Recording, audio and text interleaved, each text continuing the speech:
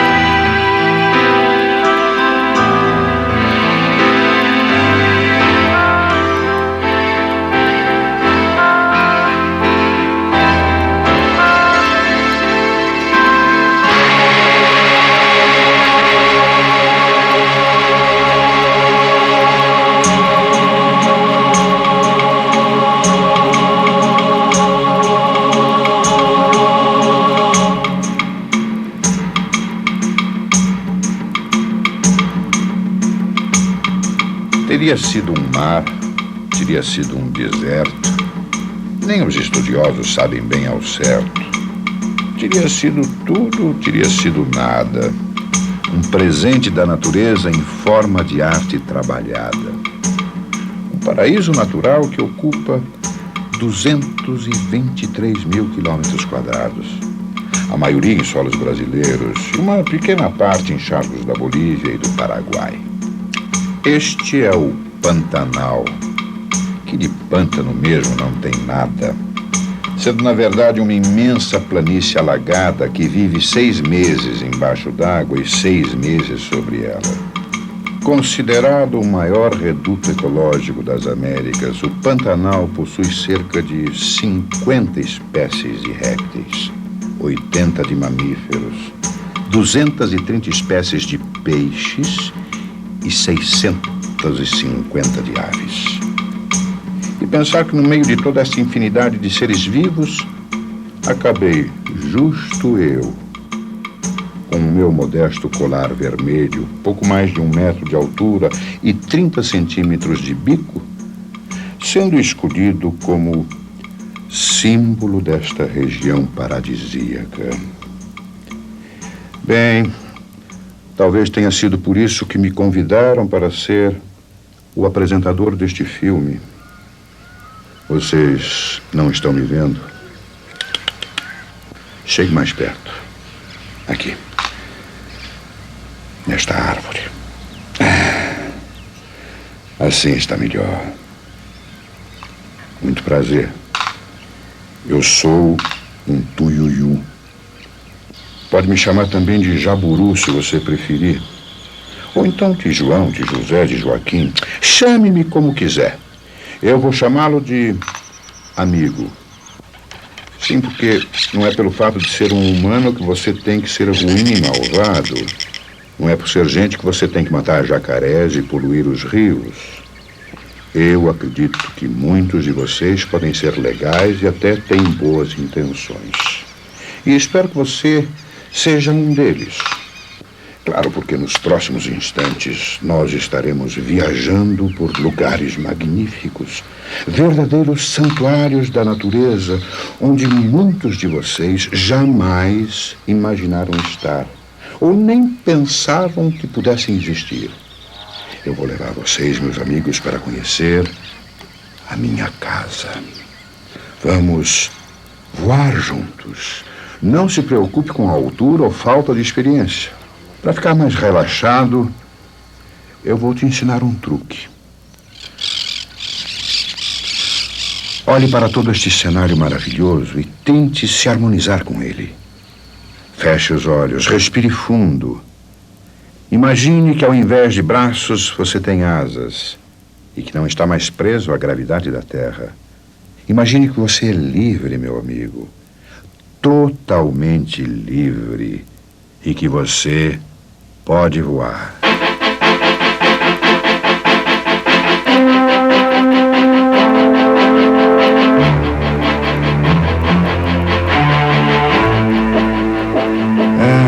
Daqui de cima o mundo é muito mais bonito, você não acha?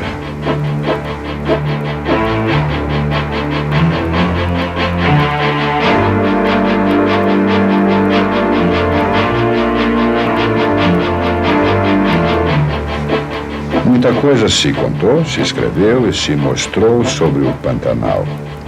É por isso que eu quero levar você para um lugar bem diferente, um lugar longe e distante, de difícil acesso, onde pouca gente chegou e onde hoje está proibida de chegar. É uma reserva ecológica mantida pelo IBAMA, o Instituto Brasileiro do Meio Ambiente, localizada numa ilha chamada de Taiamã. Esta região possui as mesmas características que tinha há milhões de anos atrás e as mantém conservadas e intactas até hoje. Algumas pessoas consideram a ilha uma continuação da região florística do Chaco. Outras classificam-na como um paraíso ecológico. Eu prefiro chamá-la de minha casa.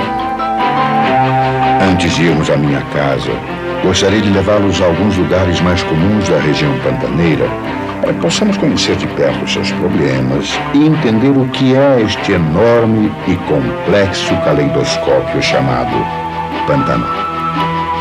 Na verdade, não existe um único Pantanal. São quase uma dezena de ecossistemas semelhantes, situados na enorme região que nós chamamos de Pantanal, mas cada um apresentando características próprias de fauna e flora. Assim, existe o Pantanal de Cáceres, o Pantanal de Poconé, o de Inhacolândia e muitos outros.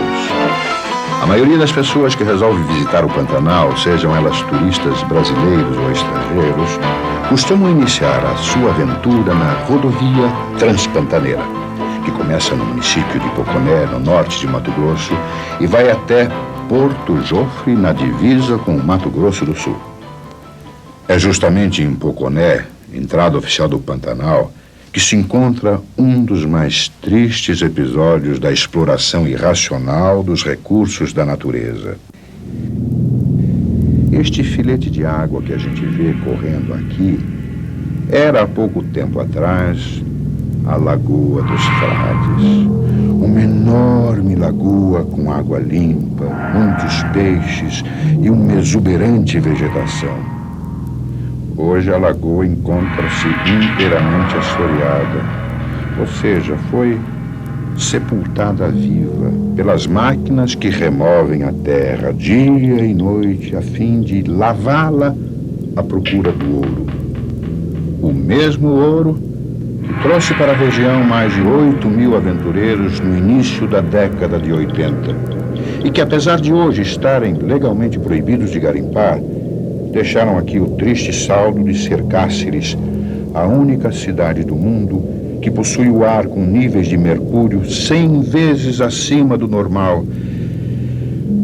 Uma consequência direta da queima do ouro.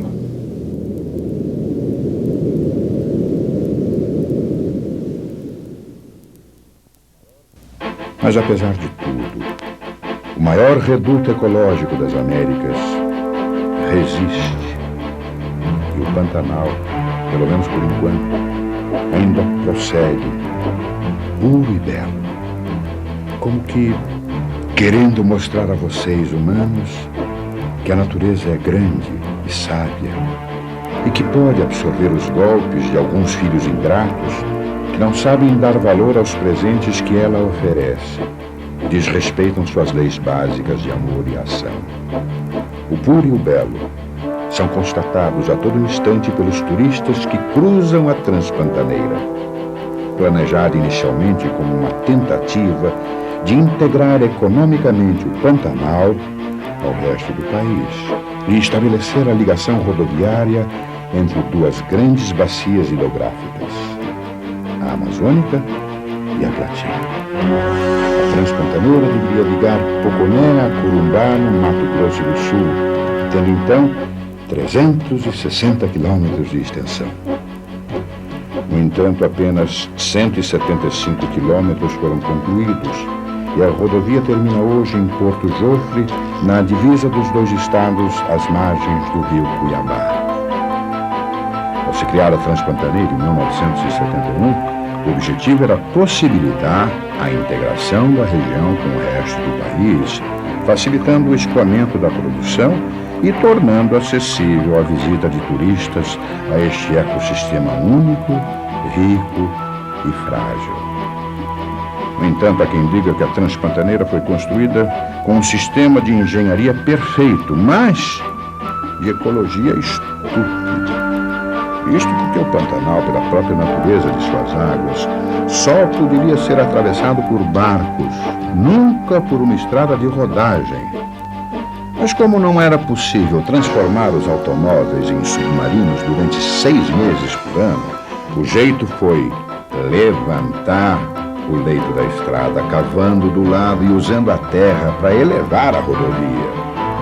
Isto fez com que o fluxo das águas, indispensável para o equilíbrio ecológico do Pantanal, fosse inteiramente alterado, transformando imensas extensões numa verdadeira represa e deixando centenas de hectares de terra permanentemente embaixo d'água. Além disso, na época da seca existe o acúmulo de águas em suas margens, justamente por causa das escavações que aí foram realizadas, o que promove grandes concentrações de jacarés, aves aquáticas e outros animais. Por um lado, este fato permite o deslumbramento do grande número de turistas que visitam a Transpantaneira anualmente, mas, por outro, eleva a dezenas o número de animais que são mensalmente atropelados na rodovia.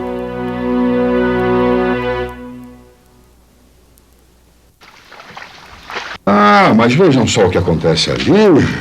Uma reunião do clube.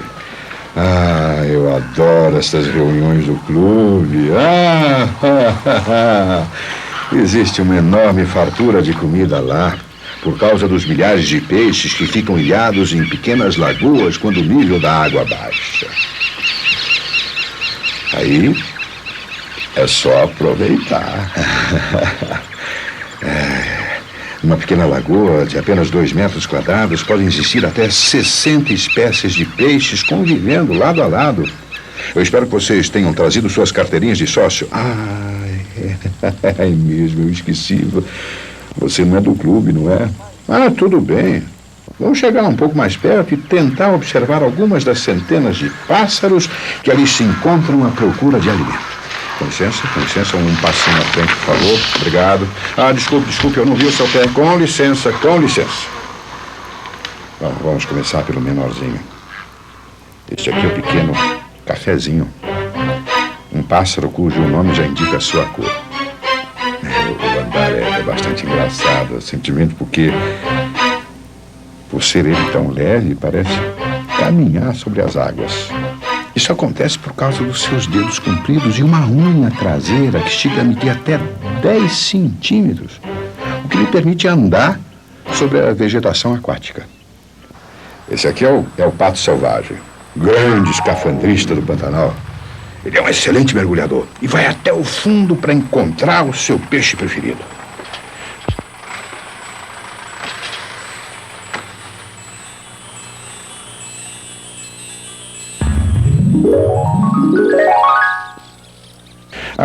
Falando em mergulhador, aqui temos o simpático Martim Pescador, que agora não está pescando nada, está só descansando depois da boia. E ainda tem a turma dos pequenininhos. Nós temos os cardeais, que resolvem deixar de lado a tolerância e o amor ao próximo para entrar firme na disputa por um suculento pedacinho de pão.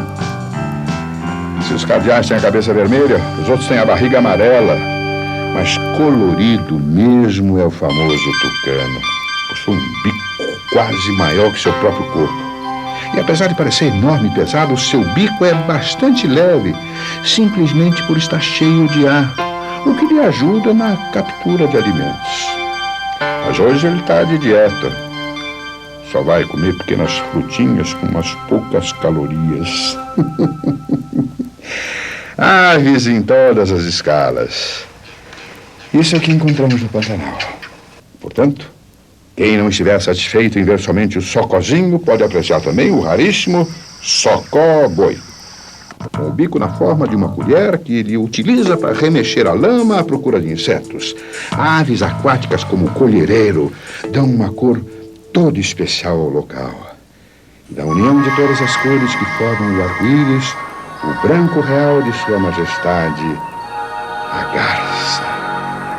Ela tem um apetite realmente majestoso. Chega a devorar mais de 150 peixinhos por dia. Apesar de perseguida incessantemente por vocês humanos para fazer adornos e enfeites, elas ainda não se encontram em extinção. Graças a Deus. Aqui, o mais terrível e temido pássaro do Pantanal. O terror das outras aves e dos pequenos animais. O maquiavélico gavião. Senhor Gavião, poderia me dar algumas palavras para os nossos queridos amigos? Além de tudo, mal educado. Mas lá estão outros gaviões que, se olharmos bem para suas caras, eles parecem até ter feições de mal-humorados. Os gaviões podem voar a uma velocidade de 150 km por hora. E assim como os humanos, conseguem ver a mesma coisa com os 2 olhos. A única diferença está na acuidade da sua visão, que consegue localizar um pequeno camundongo andando no chão, mesmo voando a centenas de metros de altura. Chegamos agora à parte lírica da ópera pantaneira, onde o que vale é a soberania das cordas vocais. Preparem seus ouvidos, pois é justamente neste ponto que as araras azuis falam mais alto. Também da turma dos que berram destacam-se as anhumas. Aqui podemos observar um casal ministrando uma lição de canto aos seus pequenos filhotes. Dizem que o casal é tão unido, que quando um deles morre, o companheiro fica extremamente triste, a ponto de permanecer do lado sem comer nada, até morrer também. E a infinidade de pássaros continua, como o caracará, uma ave da família dos falcões, os marrequinhos, pequenas criaturas que povoam a superfície dos lagos, e o enorme maguari, um verdadeiro suco de prazer da fauna pantaneira, a maior ave da família das garças. Nas partes mais secas, conhecidas como savanas ou cerrados, observamos ainda o desengonçado balé das emas. As emas comem pedrinhas para ajudar a moela a amassar a comida. Só que acabam ingerindo também pregos, botões, cacos de vidro e muitas outras coisas juntas que vocês humanos deixam por lá. Bem, agora que já lhes apresentei meus amigos do clube, com licença que está na hora do meu almoço. Existe uma fartura tão grande de peixes no Pantanal que com o mínimo de esforço eu consigo pegar o peixe que quiser em apenas alguns segundos. Veja só.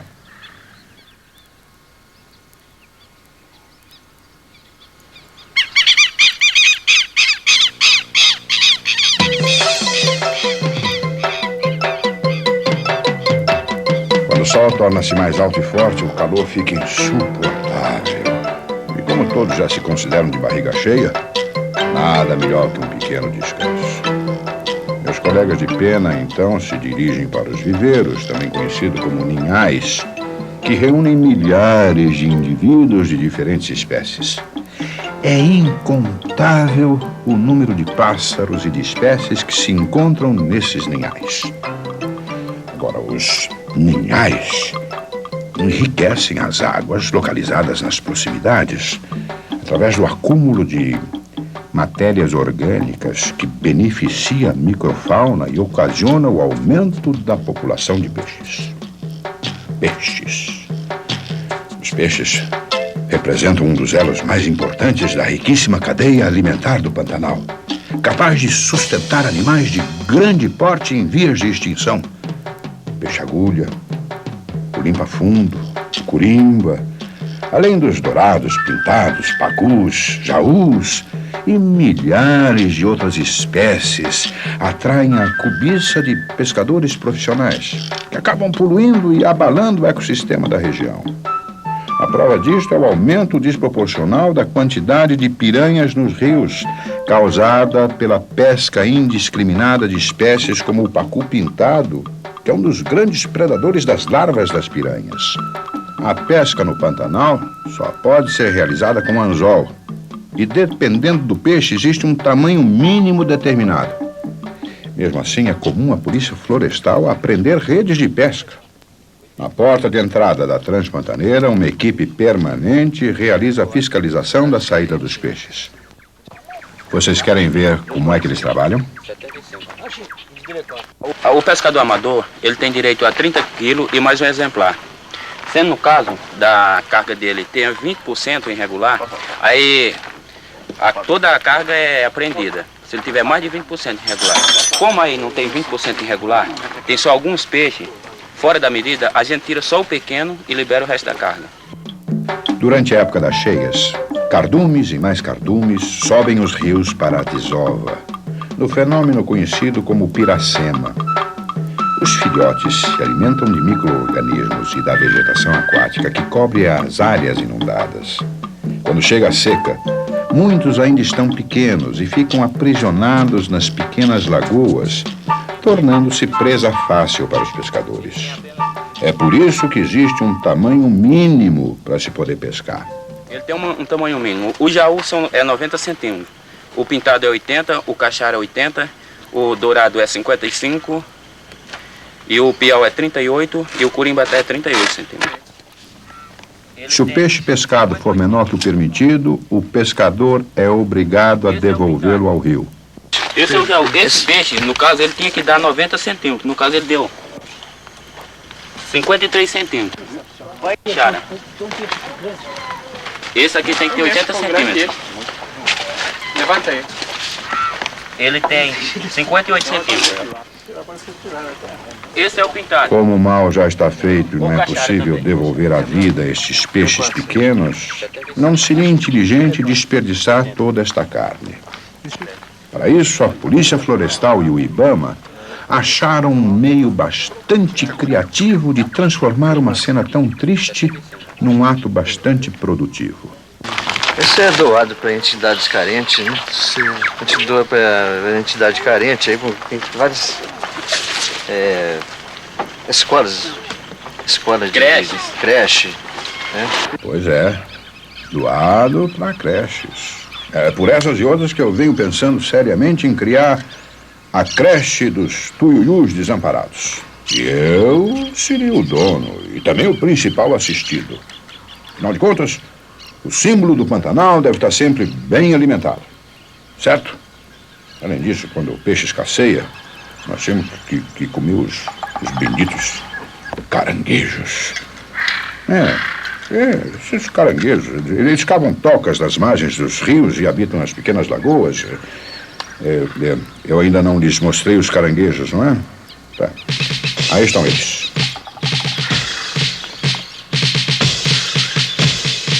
A pergunta que se faz por aqui é: se existem caranguejos no Pantanal, será que a água é salgada?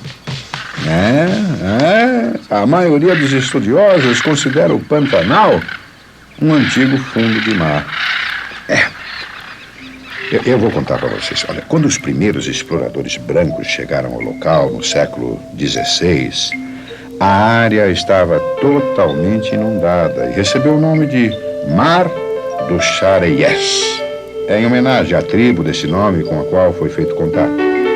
O que aconteceu, na verdade, foi que na era secundária, com o início da elevação dos Andes, houve um represamento dos rios que drenavam a região e que passaram a se alimentar não mais pelo mar, mas pela ocorrência das chuvas.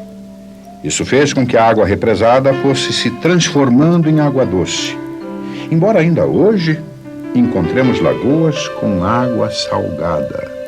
No entanto, a análise da água dessas lagoas acusou a existência de sulfatos, bicarbonatos e outros sais que a diferenciam da água do mar. Bom, nesse caso existe a hipótese do sal ter sido absorvido em trechos mais concentrados do solo de um provável deserto, que também existiu na região, só que no início do período quaternário. Mais um enigma da natureza que vocês, humanos, ainda não conseguiram desvendar.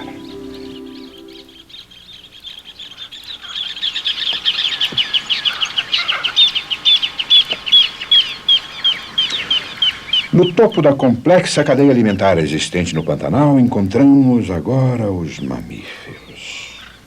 Pelo seu tamanho avantajado e enorme beleza, a maioria deles encontra-se em vias de extinção, como o lobo-guará, a lontra e a onça-pintada. No entanto, se tivermos paciência e observarmos em silêncio, logo poderemos notar alguns dos meus amigos que embelezam a maravilhosa fauna pantaneira.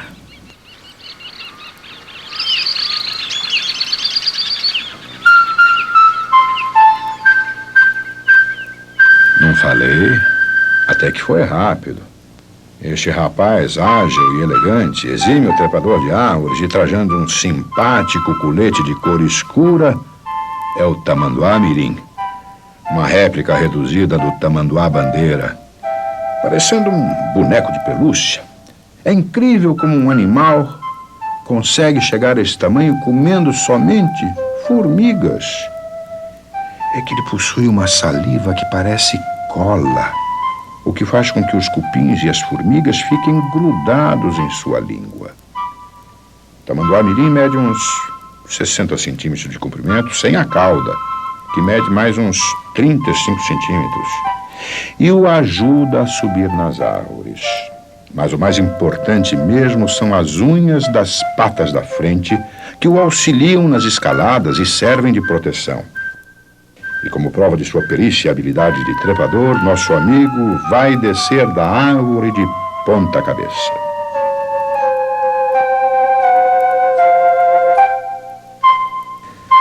Ainda mais raro que o tamanduá é o cervo do Pantanal. As espécies femininas apresentam a cabeça lisa, como esta que estamos vendo, enquanto que os machos possuem uma galhada que pode variar de tamanho. Quando adulto, o seu galope intercalado de saltos de até 2 metros de extensão podem chegar a uma velocidade de 80 quilômetros por hora. E na época do acasalamento, o macho vagueia à procura de sua fêmea, emitindo berros. A fêmea, por sua vez, responde ao chamado, o que atrai prontamente o macho. Como os caçadores geralmente procuram atrair a caça ao alcance do tiro, eles, os caçadores, também imitam o chamado amoroso da fêmea, só que soprando dentro de um chifre, o que fatalmente engana os animais e facilita o extermínio de mais esta espécie em extinção. Já está de saída? Esse é o tatu canastra, o mais tímido dos animais do Pantanal, que vive escondido debaixo da terra e dificilmente gosta de aparecer. Por outro lado, os que habitam as partes de cima, de tímidos não têm nada. Possuindo excelente visão, agilidade e coordenação de movimentos, os macacos são verdadeiros acróbatas que podem saltar de uma árvore a outra, movimentar-se com segurança e desenvoltura pelos topos das árvores. Isso se deve principalmente pela cauda bem articulada, que serve como um 5º membro para a movimentação. A distribuição de macacos no Pantanal é pobremente entendida e nunca foi investigada com detalhes. No entanto, espécies como o bugio, macaco prego e o guariba podem ser observados com facilidade. O guariba, por razões inexplicáveis, emite um guincho audível a mais de 4 quilômetros de distância, sempre antes de começar a chover. É por isso que dizem que guariba na serra, chuva na terra. Os bois são os animais encontrados em maior quantidade no Pantanal, apesar de não serem originários da região. Com a pecuária extensiva, milhares de quilômetros quadrados de terra foram preenchidos com uma atividade econômica que jamais perturbou o equilíbrio ecológico, uma vez que o terreno arenoso, que não se presta à agricultura, serve perfeitamente ao florescimento de pasto, excelente alimento para bois e outros herbívoros. Mais resistentes que os bois, também os búfalos vão encontrando seu espaço no Pantanal. Ao contrário dos criadores australianos, os criadores brasileiros encontraram êxito na pecuária de búfalos, que hoje se encontra principalmente aqui e na ilha de Marajó. No descampado, o rebanho se desloca em lentas passadas a caminho do brejo. Depois de haverem comido plantas secas e raízes, onde um rebanho bovino talvez não sobrevivesse, os búfalos vão completar sua refeição com água abundante para aliviar o calor da tarde. E aproveito até para tomar um gostoso banho de lama, que ao mesmo tempo em que refresca, serve para endurecer uma camada de barro nas costas que os protegem dos ataques de insetos. Ô da lama, você viu por aí um ratão de 1 metro de altura tomando banho com vocês? Está ela, a famosa capivara. O maior roedor existente, que tem 1,20 metro de comprimento e quase 70 quilos de peso.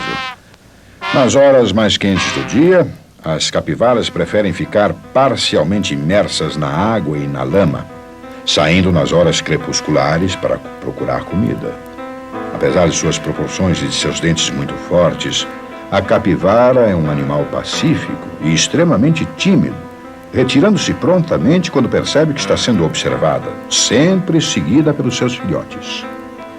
Antigamente, algumas capivaras serviam de alimento para os moradores da região, que apreciavam sua carne e depois vendiam o seu couro.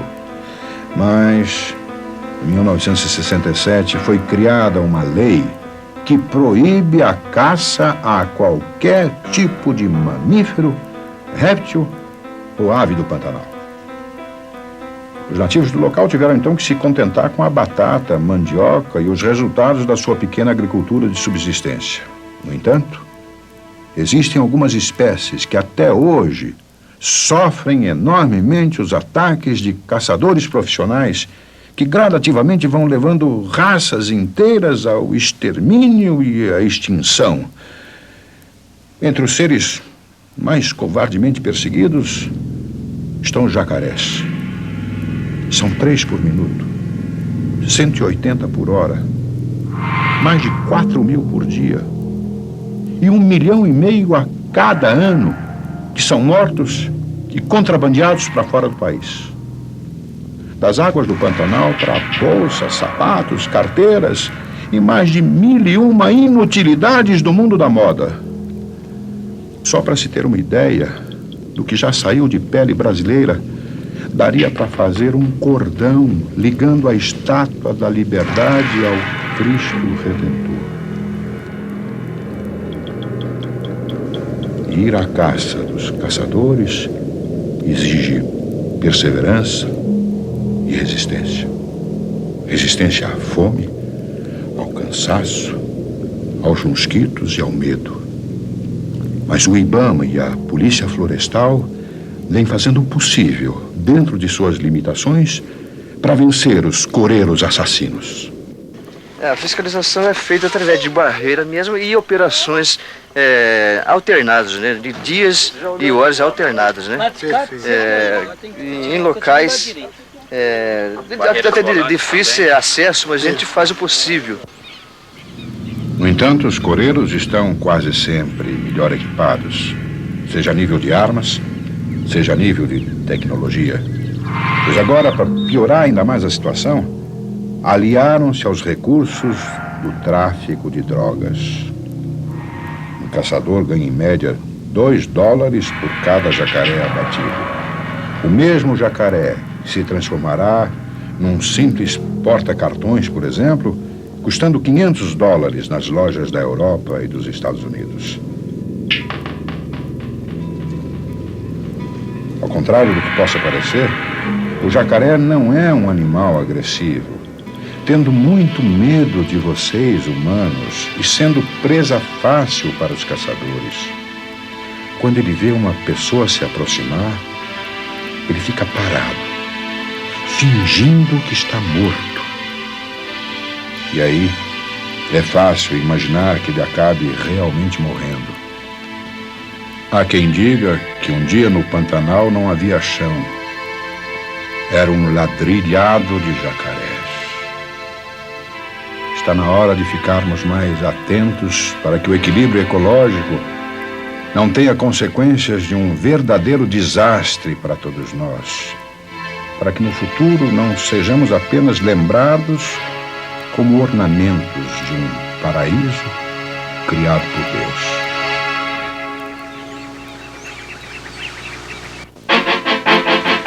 Bem, agora que vocês já viram como é que funciona o Pantanal, eu vou levá-los para conhecer a minha casa.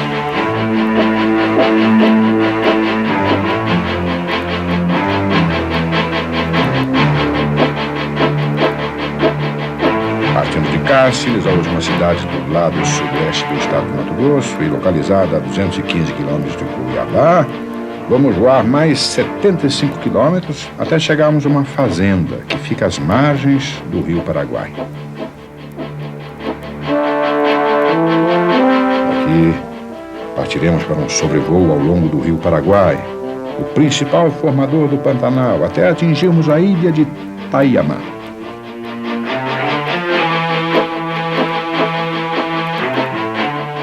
Há cerca de 60 milhões de anos atrás, quando a Cordilheira dos Andes e o Planalto brasileiro se elevaram, a região do Pantanal, ao contrário, esvaziou-se.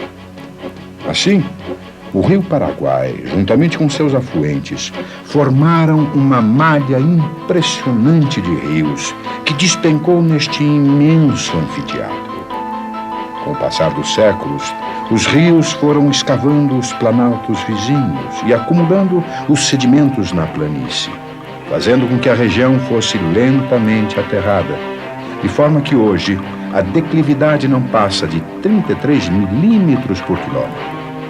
Desta forma, todo ano, quando o Rio Paraguai começa a receber a enorme carga de seus afluentes na época das chuvas, não tem outra forma senão transbordar, deixando 2/3 dos 150 mil quilômetros quadrados do território inundados.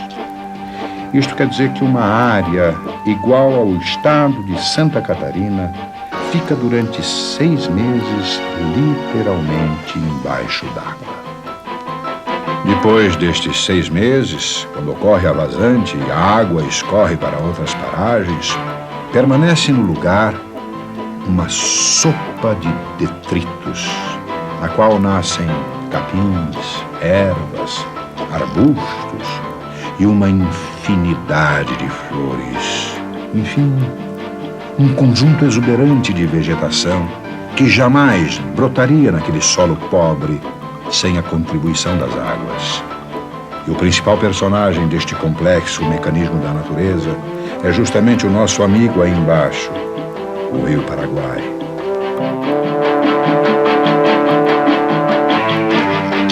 O Rio Paraguai ainda vai descer uns 100 quilômetros em direção ao sul até atingir a ilha de Itaiamá.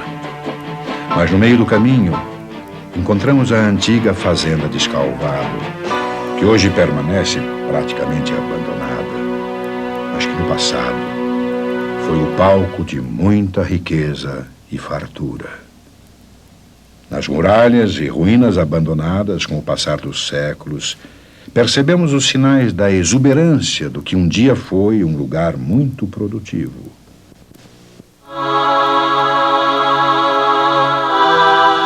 A fazenda de Escalvado era um lugar onde se fazia o charqueado, ou seja, a carne do gado era cortada em mantas e depois salgada. Todo um processo industrial de criação, abate e charqueamento foi aqui montado pelo capital estrangeiro no início do século. E os resquícios desta empreitada podem ser observados no abandono, como se fossem monumentos vivos, lembrando uma época de apogeu e dinheiro. Muita gente morava aqui, muitas outras vieram para trabalhar. As várias vilas que foram se formando estiveram próximas de se unir, e se isso tivesse acontecido, toda a fazenda teria se transformado numa cidade. Nas casas abandonadas, nos galpões de abate, na infraestrutura de produção, em todos os lugares notamos sinais de um tempo de trabalho e progresso. Por quê? Ou como tudo isto acabou, pouca gente sabe explicar. Mas é certo que existiu na região, convivendo junto com os brasileiros, paraguaios e bolivianos que aqui vieram para trabalhar, uma tribo de índios chamados Bororos, que habitavam essas terras muitos séculos antes da chegada dos homens brancos. Os Bororos foram contactados pela primeira vez em 1901 e várias provas atestam sua passagem pela região. Como conta Dona Maria Fernandes, a última descendente dos Bororos ainda viva na fazenda. Aqui tinha muito índio. Aí, essa beirada aí, tudo era casa deles. Aí o senhor anda aí no chão, acha cada pote desse tamanho, fábrica deles, né? Que esses potes que eles fabricavam, esquece que era o caixão deles. Morria e enterrava, né? Quem levava tudo assim, a minha avó contava, né? A minha avó contava que quando morria, eles pegavam um lençol grande, rebuçavam aquele corpo e enterravam, né? Malembar. Só para apodrecer.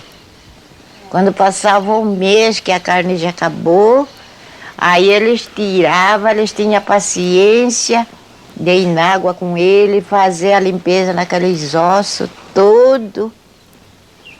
Aí eles já fabricavam aquele pote, né? Conforme a altura da pessoa, Eles diz que era assim, colocar dentro do pote de pé. Eles ajeitavam tudo aqueles ossos, né? E enterravam. Assim que era. Um vaso enorme, encontrado enterrado quando se cavava um buraco para construir uma cerca, atesta a arte e o domínio que os Bororos possuíam na confecção destes sarcófagos únicos e extremamente criativos. Mas a fazenda continuava operando a todo vapor. E quando o dinheiro começa a falar alto demais, os problemas não tardam a aparecer. Quando a fazenda foi vendida a outros proprietários, logo surgiram conflitos com os índios Bororos, pois a criação extensiva do gado começou a invadir as suas terras. Divisões de terras foram feitas e as áreas foram demarcadas para definir os territórios dos antigos moradores e também dos novos invasores. Mas, já naquela época, o homem branco desrespeitava os acordos e invadia as terras indígenas. Como não havia uma solução pacífica para o caso e os criadores de gado continuavam a invadir a área dos índios, foi chamado Cândido Mariano, o principal chefe das tribos indígenas do Mato Grosso, que sabia da existência de um documento assinado quanto da primeira divisão de terras, que garantia a propriedade da área para os índios Bororos. Mas, quando Cândido Mariano chegou para procurar o documento, teve uma grande decepção. Aí que ele veio aqui, veio procurar o cacique dos índios. O cacique já tinha morrido, ficou para a filha, né? A filha, com aquele desespero do pai que morreu, pegou aquelas papelagens e tudo, tacou no fogo. Não sabia ler, né? Pensava que não valia nada aqueles papéis, né? Botou fogo. Quando o Cândido Mariano veio para procurar, para dar a razão para eles, para dar o direito para eles, né?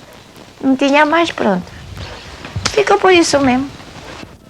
Expulsos de suas terras, as mesmas terras que habitavam por muitos e muitos séculos, e obrigados a conviver com formas de exploração econômica, às quais não estavam acostumados, os índios Bororos resolveram abandonar a região. E o último reduto da tribo, de que se tem notícias, foi se instalar justamente na ilha de Itaiamã.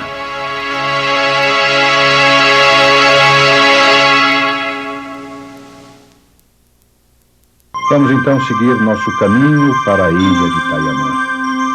Conforme avançamos pelo rio Paraguai, podemos notar os sinais da região florística do Chaco, que é típica da área do Pantanal do Paraguai e da Bolívia, pois estamos agora bem próximos da fronteira deste último país.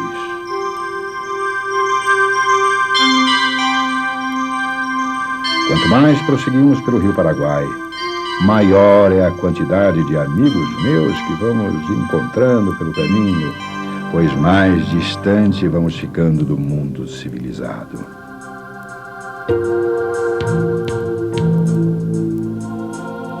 A estação ecológica do Itaiamã é formada pelas ilhas de Itaiamã e Sararé e ocupa uma área de 20 mil hectares. A ilha é cercada pelo rio Paraguai, que na área recebe o nome de Itaiamã, e pelo rio Bracinho, que é mais estreito e mais profundo, além do rio Formoso. Depois de muitas batidas de asas e vários quilômetros voados, começamos a nos aproximar da ilha de Itaiamã.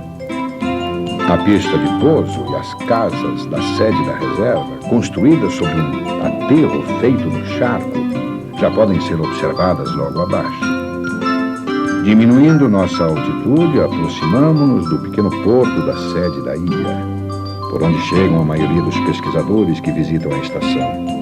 E observamos ao longe meus grandes amiguinhos que correm para saudar nossa chegada.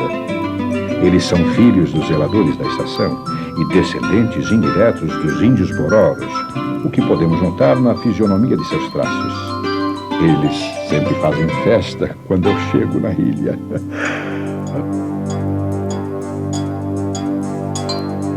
Oba, Parece que meus amiguinhos vão pescar. Eu adoro quando eles fazem isso, pois sempre acaba sobrando alguma coisinha para mim. Vou pegar um peixe pra você, João. Obrigado. Muito obrigado. O meu estômago agradece. Oh, eu vou ficar aqui esperando, hein? A grande riqueza ictiológica do Rio Paraguai pode ser facilmente entendida. O Pantanal constitui um dos mais importantes centros de reprodução existente, onde a vida selvagem encontra excelentes condições de sobrevivência. Isto porque os peixes não se reproduzem nos leitos dos rios, mas sim nos lagos e baías. Como a ilha de Itaiamã é repleta de centenas desses lagos e baías, a quantidade de peixes aqui existente é realmente extraordinária. Bom, eu é que estou cansado para pescá-los. Mas o único problema que os meus amiguinhos insistem é em pescar sem isca. Eu já falei para eles que nenhum peixe vai querer morder um anzol sem isca. Mas afinal, o que é que importa? A diversão para eles está em somente jogar a linha na água.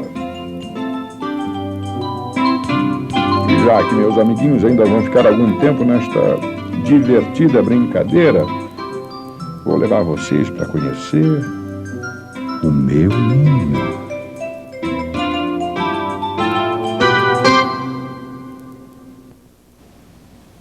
Lá está ele, bem no alto daquela árvore, com Mademoiselle Tuiuiu tomando conta. O nosso ninho é sempre construído sobre árvores desfolhadas para facilitar a movimentação. Embaixo deles normalmente formam-se ninhos de periquitos e caturritas que ali procuram proteção contra os gaviões.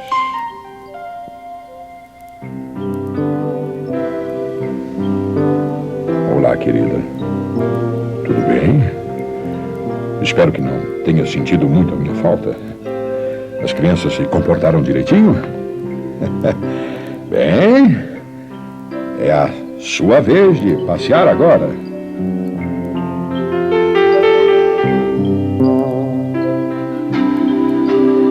Eu e a minha esposa sempre nos revezamos na guarda do ninho. Quando eu saio, ela fica. Quando ela sai, fico eu. E nunca deixamos o ninho sozinho. Aliás, nesta nossa família não existe preconceito ou discriminação. Tanto eu quanto ela chocamos o ninho. Além disso, mantemos-nos fiéis e juntinhos por todos os nossos 25 anos de vida. Eu queria também lhes apresentar meus filhotes, escondidinhos no ninho e loucos por um pedacinho de comida. Quando nós conseguimos alimento durante nossas viagens, guardamos um pouco em nosso papo e depois devolvemos para alimentar nossos filhotes. Somos descendentes da família das cegonhas e nosso ninho é formado de ramos entrelaçados, sendo tão forte que pode até aguentar um de vocês em cima, sem quebrar. A patroa já está de volta, trazendo um raminho novo para ajudar na reforma do ninho. A reforma do ninho foi ideia dela, mas o ninho vai ficando cada vez mais confortável. Bem, querida, eu vou continuar mostrando a ilha para eles. Volto mais tarde com o jantar das crianças. Tchau!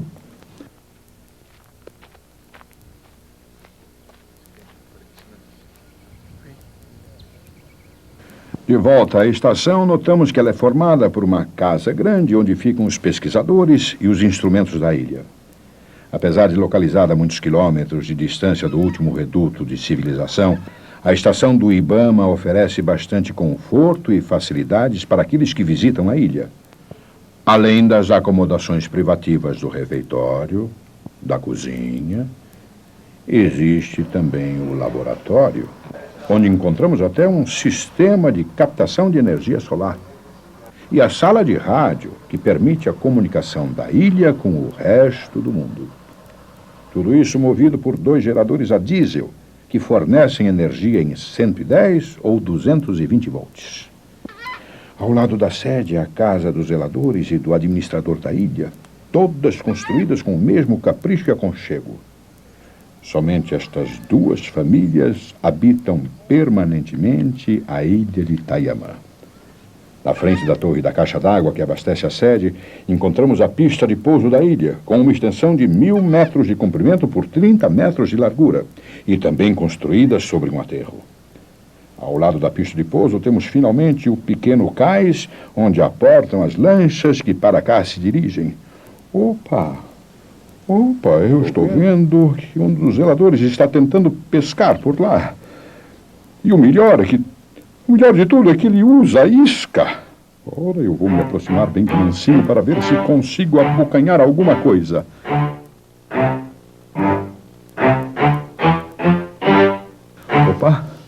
Opa, parece que um peixe mordeu a linha. Bem que eu disse que com isca era mais fácil. Peixe do Pantanal é peixe lutador. Não se entrega fácil, não. Uau! Um enorme, delicioso piabuçu. Puxa, eu espero que sobre alguma coisa para mim. Agora ele está limpando o peixe com toda a prática e agilidade dos nativos da região.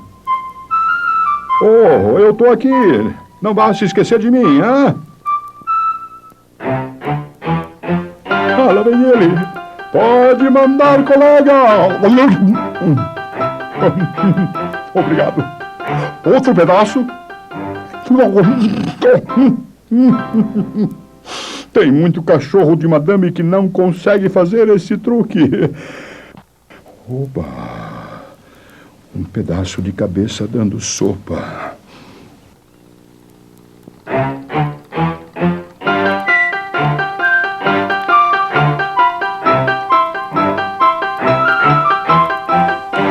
Só umas mordidinhas e...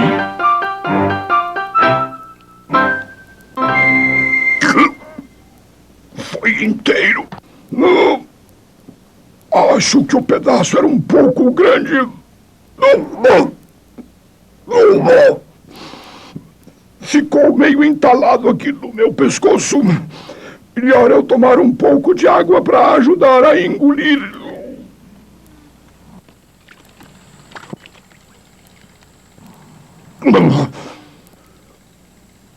Assim está melhor agora.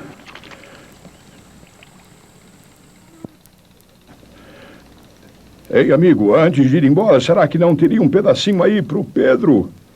O Pedro é um jacaré pequeno, muito boa gente, que mora nas margens da ilha e gosta do carinho que recebe dos moradores daqui. Ei, aí vem o peixe, Pedro! Só que o Pedro ainda não conseguiu aprender a pegar no ar que nem eu. Tá gostoso, né, Pedro?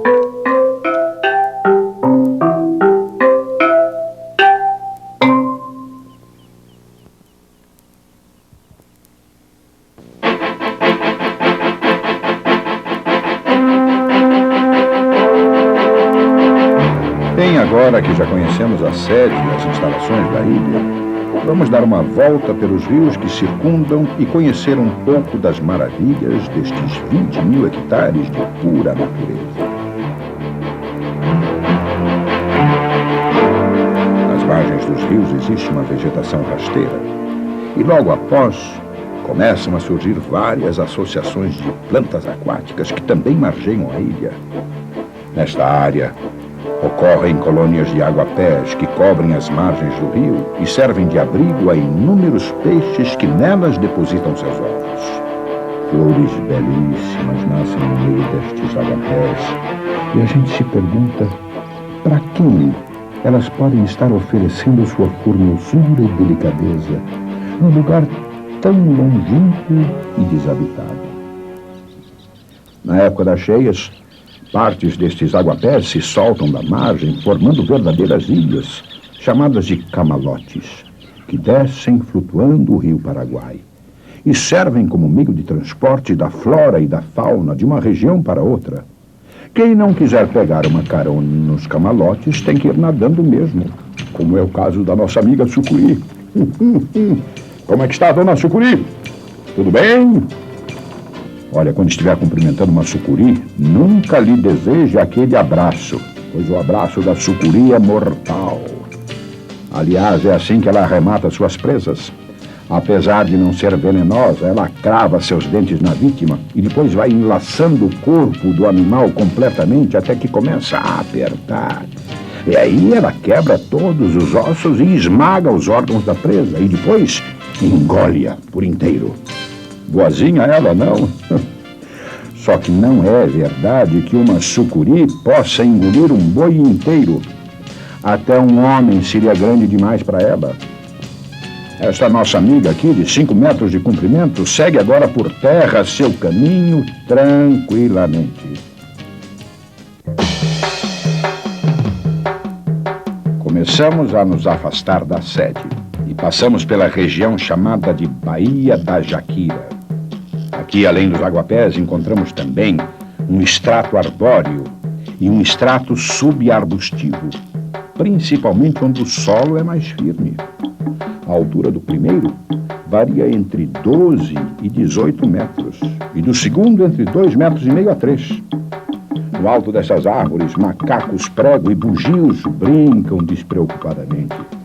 Quando eles povoam as árvores de abobreiros, um dos elementos arbóreos mais significativos da estação ecológica, que se destaca devido à beleza de sua inflorescência, fazem com que as frutas das árvores caiam nas águas do rio, as quais irão posteriormente servir de comida para os peixes. Também os miqueiros colaboram na beleza da reserva, juntamente com dezenas de outras flores de formas e cores diferentes.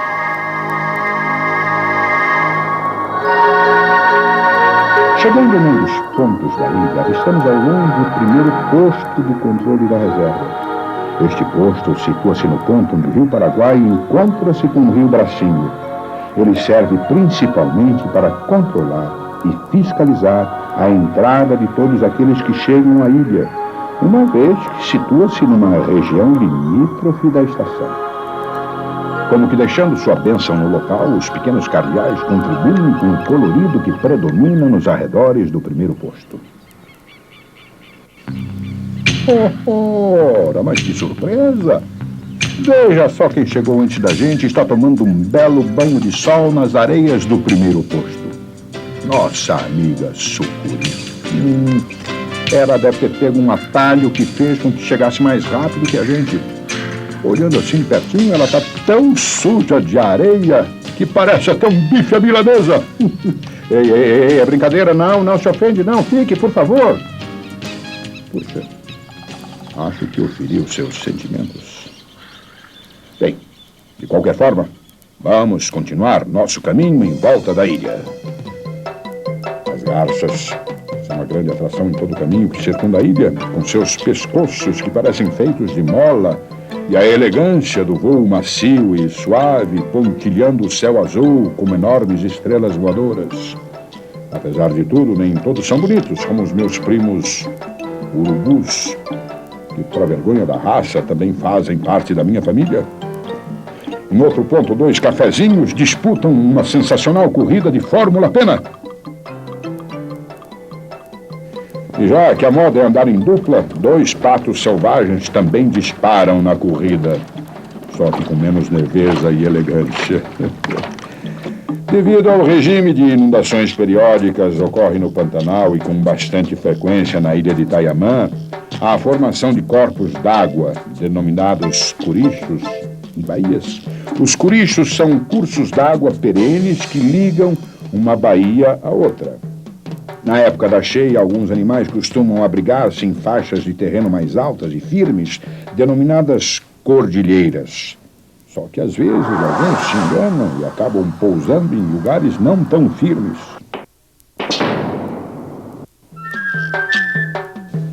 Já no extremo oposto do local onde está situada a sede, passamos pela Baía do Zé Velho, onde encontramos plantas aquáticas típicas da região, conhecidas como fumeiro.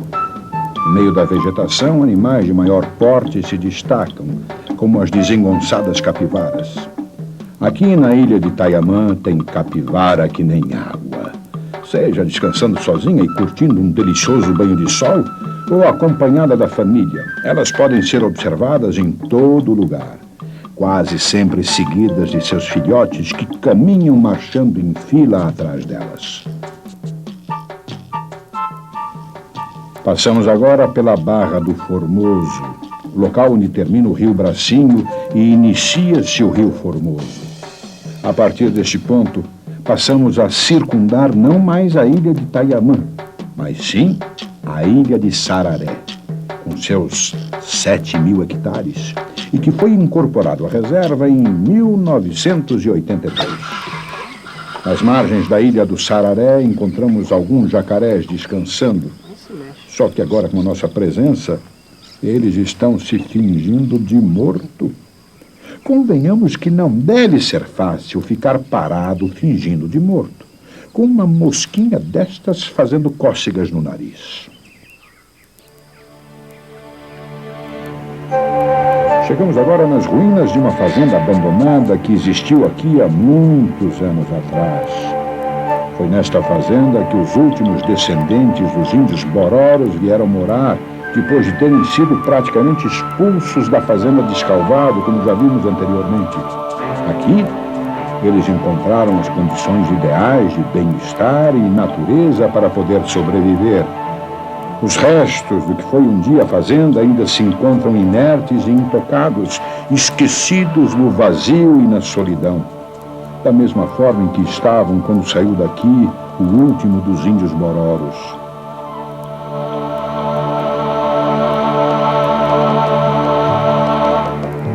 Bem próximo do local onde se localiza a fazenda, encontramos o segundo posto de controle do Ibama, situado exatamente no outro extremo da ilha.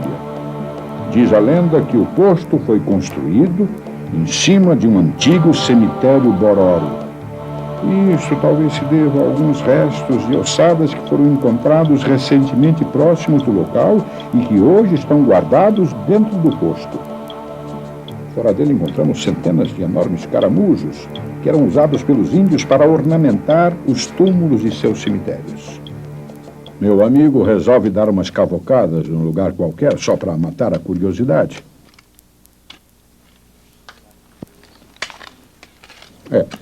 Parece que não tem nada por aqui.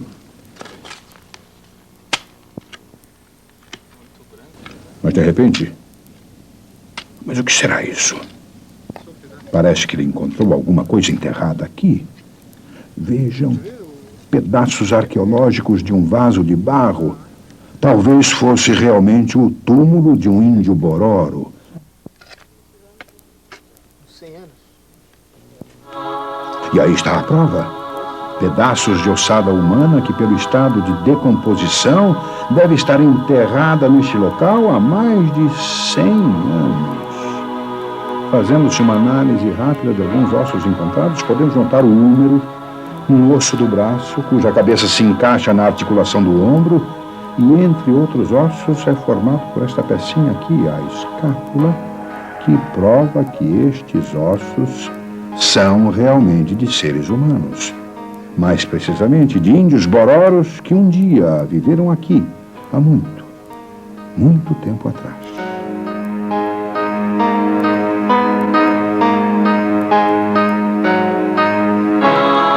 Continuando nossa aventura, contornamos a outra ponta da ilha e passamos pela barra do rio Sararé.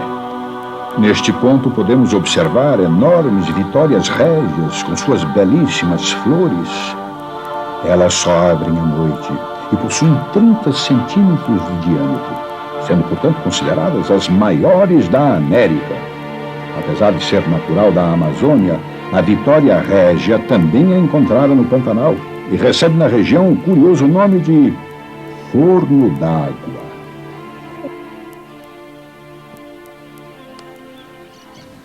Oh, mas olha só quem vem vindo lá. Uma simpática família de marrecos, com o papai e a mamãe escoltando os minúsculos marrequinhos recém-nascidos. Subindo e descendo, mergulhando e aparecendo, todo mundo segue correndo para fazer ginástica e aprender a nadar, apesar de alguns estarem sempre um pouco atrasados. Pronto, a família que nada unida permanece unida. No local onde está situado o terceiro e último posto de controle da ilha, podemos ver um ninho caído de jacuíra e encontramos a desembocadura do rio Bracinho do Meio, que anteriormente dividia as ilhas de Itaiamã e Sararé, mas que hoje encontra-se parcialmente fechado, por causa do acúmulo de plantas aquáticas que fizeram com que as duas ilhas se transformassem quase que em uma só. Adentrando o bracinho do meio, chegamos a um enorme viveiro de biguás, onde encontramos os ninhos de centenas de pássaros que aqui vivem, criam e procriam. No Pantanal, numa área de apenas 2 hectares, podem se concentrar até 35.000 aves diferentes, o que corresponde a 2 aves por metro quadrado. Um número espantoso e que oferece um espetáculo inigualável cada vez que alguns deles resolve bater em revoada.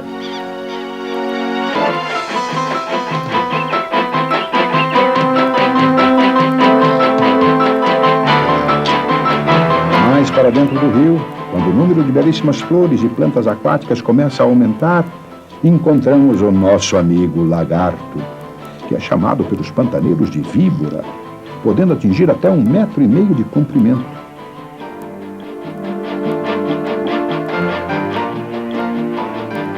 De repente, o bracinho do meio termina, sufocado por centenas de milhares de plantas aquáticas que foram crescendo e acabaram por unir a ilha de Itaiamã à ilha de Sararé. Assim, o rio fica impossibilitado de prosseguir e a natureza mostra sua força, provando que está viva, em constante movimento e excepcional mutação.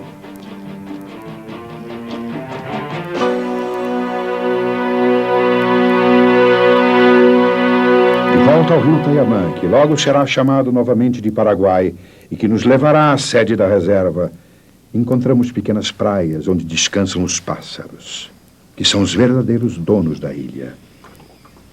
Eles são os Taiamã, os pássaros que emprestam seu nome para compor o da reserva e que partem numa belíssima revoada bem quando o sol começa a se pôr no lado desconhecido do Pantanal.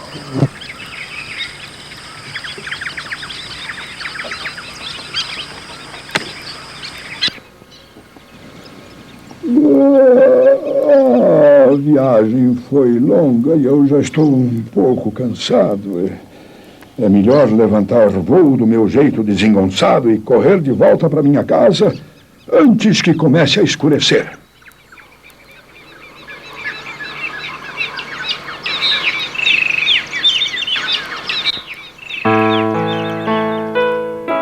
Sobrevoando este lugar majestoso, vejo a terra sob a água rasa, lugar que eu chamo de minha casa e que você apelida de Pantanal. Depois de toda esta aventura, agora eu tenho certeza que poderei chamá-lo de amigo. A todos vocês que voaram comigo sobre estas terras do Pantanal. Queria lhe pedir, meu amigo, que considerasse de todo o coração que não maltratasse os meus irmãos, nem a natureza fizesse mal, pois nós vivemos num lugar delicado, onde o equilíbrio reina formoso, e qualquer abuso pode ser perigoso, o que acabaria com o meu Pantanal. Se as pessoas pensassem um pouquinho e tivessem sempre em mente que é possível o desenvolvimento consciente sem alterar o equilíbrio normal, não jogariam no ar o mercúrio e o agrotóxico no rio não cairia, só para manter em perfeita harmonia um lugar chamado Pantanal. Desta forma, os animais teriam espaço garantido e os jacarés não seriam assassinados, nem os tamanduás, as onças e os veados trocariam suas vidas por um dinheiro banal. O local seria um palco maravilhoso, o Olimpo dos deuses flutuantes, o paraíso de paisagens deslumbrantes, num lugar chamado Pantanal. A vida no Pantanal cria, procria, existe, subexiste. forma e transforma a vida em vida, numa experiência milenar que foi ano após ano, século após século, se aperfeiçoando e evoluindo.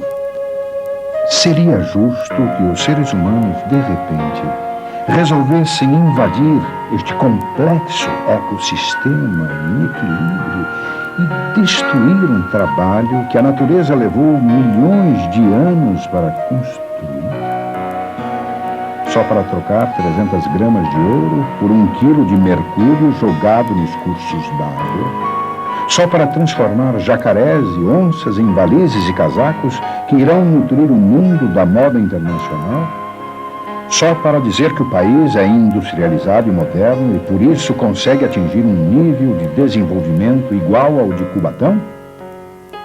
Não. Não é possível que vocês tenham escolhido isso como forma de vida. Talvez seja a hora de aprender um pouco com a própria natureza. Na natureza, os organismos conquistam espaços, horários e modos de vida através de incisivos processos evolutivos e adaptativos. Suas ferramentas são apenas a seleção natural, a competição e as relações biológicas entre os organismos, a cuja interação o homem dá o nome de vida. Quem sabe um dia vocês, seres humanos, aprenderão a respeitar este tipo de vida. No dia em que descobrirem que só assim conseguirão garantir a sua própria vida.